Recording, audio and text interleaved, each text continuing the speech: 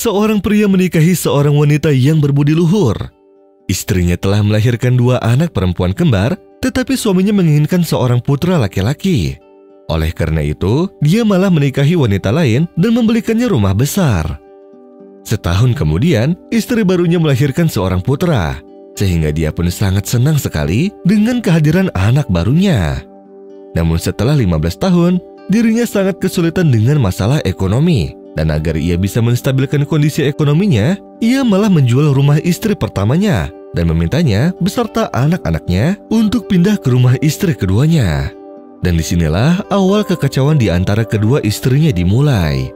Setelah 3 tahun, banyak terjadi masalah dan tekanan pada si suami sehingga dia menderita stroke. Dan setelah itu, dia dirawat di rumah sakit sampai akhirnya ia meninggal dunia. Dan setelah 40 hari kemudian, istri keduanya menendang kedua anak gadis itu dan juga ibu mereka agar keluar dari rumahnya. Karena semua harta kekayaan yang ditinggalkan oleh suaminya tersebut sudah atas nama putranya. Dan kedua putri serta ibu mereka tidak mempunyai apapun dari warisan tersebut. Karena sang suami menulis agar mobil, properti, dan uang peninggalannya semuanya atas nama putranya. Dan Maha Suci Allah, si anak laki-laki ini sangat baik hati dan penuh belas kasihan. Ketika dia mengetahui apa yang dilakukan oleh ibunya dengan ibu tirinya serta kedua saudari perempuannya, dia pun menjadi sangat sedih dan pergi menemui mereka. Ia memeluk saudari perempuannya serta mencium kepala dan tangan ibu mereka. Dia memberi mereka masing-masing 20.000 pound dan berkata kepada sang ibu tiri, "Wahai ibu, jumlah ini uang untuk kebutuhanmu dan anak-anakmu. Dan hak-hak sisanya akan segera datang kepadamu. Aku tidak suka dengan apa yang ibuku lakukan denganmu. Engkau ibuku juga, dan saudari perempuanku juga ada di dalam hatiku."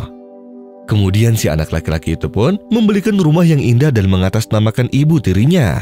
Dan dia akan menafkahi mereka di setiap bulannya, dan dengan cepat ia selalu memenuhi setiap kebutuhan mereka. Namun ketika ibunya mengetahui apa yang telah dia lakukan terhadap ibu dan 2 anak perempuan tersebut, dia langsung marah kepada si anak dan menyuruhnya keluar dari rumahnya.